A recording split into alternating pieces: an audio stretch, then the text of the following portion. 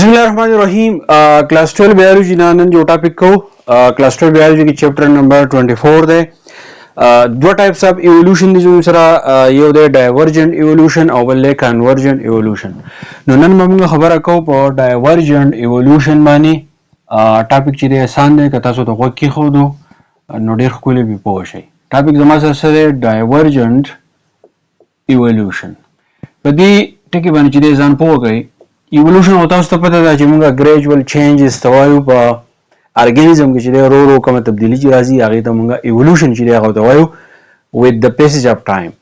اوس ډایورجنت څه ته وایي؟ ډایورجنت مطلب د پھیلنا یا موږ په پښتو کې وایو خورېدا. اوس خبره دي چې دا لکه زمون سره دا ډیر شي خلک دي په ډایورجنت بایوټیک باندې ځان پوه کوي. ٹھیک شو؟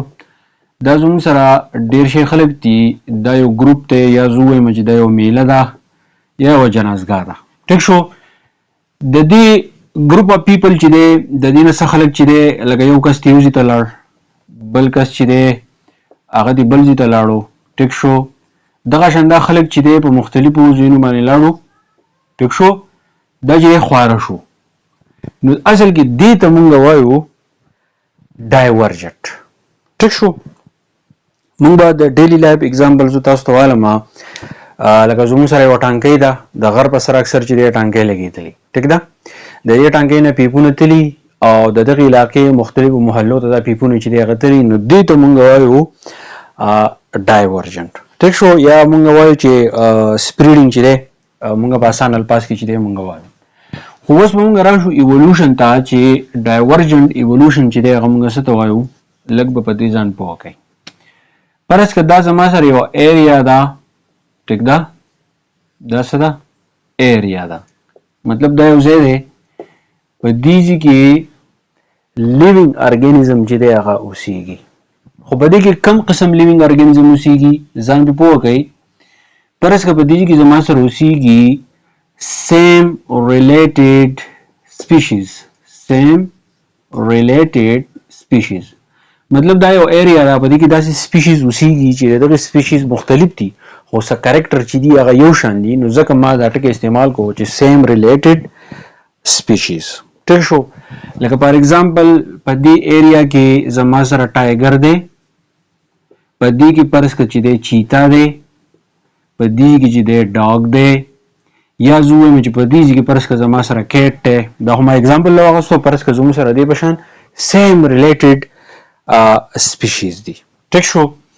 اوس دوی په دې کې اوسیږي دوی د دې نه اوس خواره شو لکه یو ایریا زما سره دا شوه یو ایریا دا شوه یو دا شوه یو دا شوه او یو دا شوه. ټیک شو؟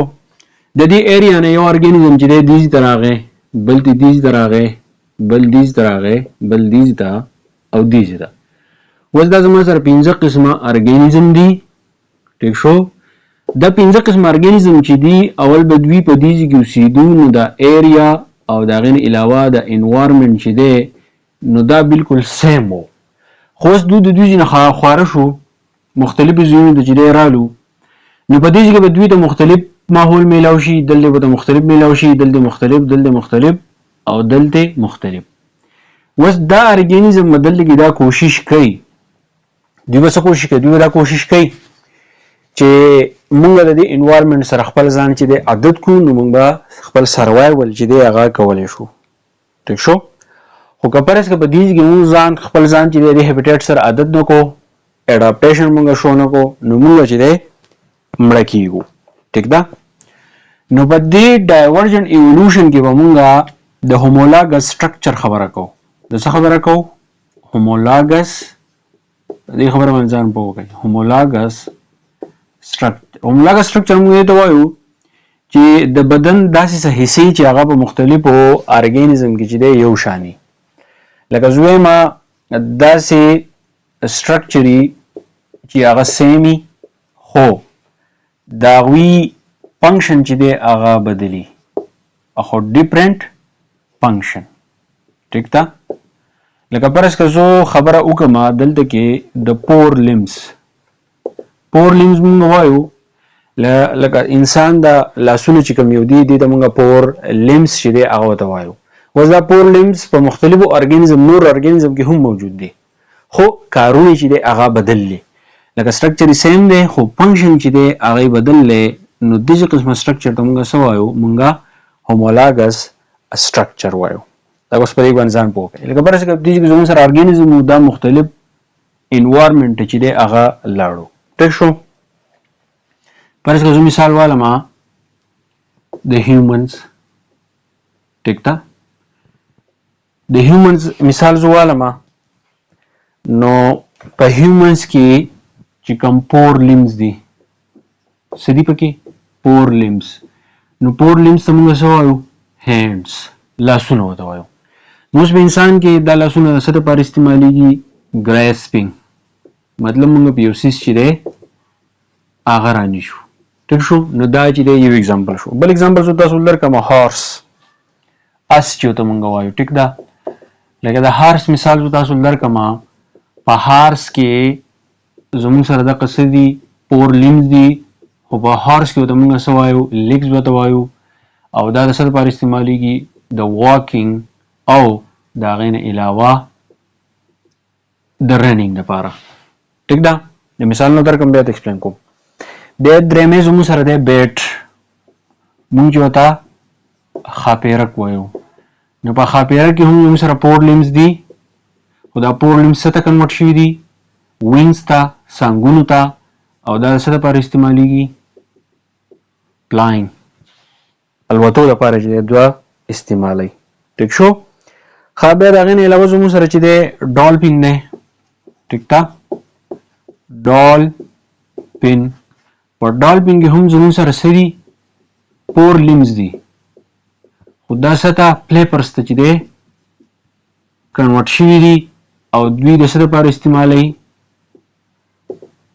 سویمینګ لپاره لکه زه مثال درکړم که فرض که دا ارګانیزم دی دا په دې کې پراته وو د مختلفو انوایرمنټ چې دی هغه لاړو د دوی چې کوم هومولاګس سټرکچر دی د هغې فنکشن چې دی هغه بدل شو لکه اوس زموږ سره ډالفین دی د هغه سره پور لیمز وو نو هغه فلیپرز ته چې دی کنورټ شو دی د سویمینګ لپاره چې دی استعمالوي بیا بیټ چې دی د مختلف انوایرمنټ ته لاړ نو د پور لیمز چې دي څانګونو ته بدل شو او دی د فلاینګ لپاره استعمالوي هارس چې دی د مختلف انوایرمنټ ته لاړ نو د پور لیمز چې دی لینګز ته کنورټ شو لیګز ته او هغه رنینګ د منډې لپاره چې دی استعمالوي په هیومنز کې پور لیمز چې دی هغه هینډز ته کنورټ شو او د ګریسپینګ د یو سیز د رانیولو لپاره چې دی استعمالوي نو د دوی په دې سټرکچر کې څه راغی د دوی په سټرکچر کې چې دی چینج راغی یعنی دوی په سیم انوایرمنټ کې وو خو دوی څه شو بدل شو نو په دې ایولوشن کې بعضې خبرې داسې دي چې هغه د نه منلو دي خو ستاسو په دې بوک کې راغلي نو دا به مونږ وایو صرف د بوک د حده پورې چې دی هغه وایي نور ډېر لرې چې دی نه هغه پسې مه ځئ یو پیرودل اورویو در کوم ځان مې پوه کړئ څه کوی د ایولوشن موږ دوه قسمونه وایو چې یو زموږ سره ډایورجنټ ایولوشن دی بل زموږ سره کانورجنټ ایولوشن دی نن دې ما تاسو ته ډایورجنټ ایولوشن وي چې ډایورجنټ ایولوشن موږ دې ته وایو زموږ سره ایریا ده په دې ایریا کې یو شان ارګانیزم پاتې کیږي خو څه وجوهاتو د وجې نه دا ارګانیزم مایګریټ شو مختلف ریجن ته چې کله دوی مختلف ریجن ته لاړو نو هلته کې دوی ته مختلف انوایرمنټ چې دی هغه ته میلاو شو نو د هارش کنډیشن چې دی د پیس کولو لپاره دوی اډاپټیشن چې دی هغه شو کو خو د هغې سره سره د دوی په سټرکچر کې چې دی چینج راغی هغه سټرکچر ته موږ څه وایو هومولاګس سټرکچر ورته وایو لکه په دې کې مثال موږ وایو د پور لیمز مثال د انسان د لاسونه چې دي لکه انسان چې دی د پور لیمز چې دی دا لاسونه دي خو دا د ګریسپینګ سیز رانیولو لپاره استعمالوي دغه شان هارس دی نو په دې کې چې کوم پور لیمز دي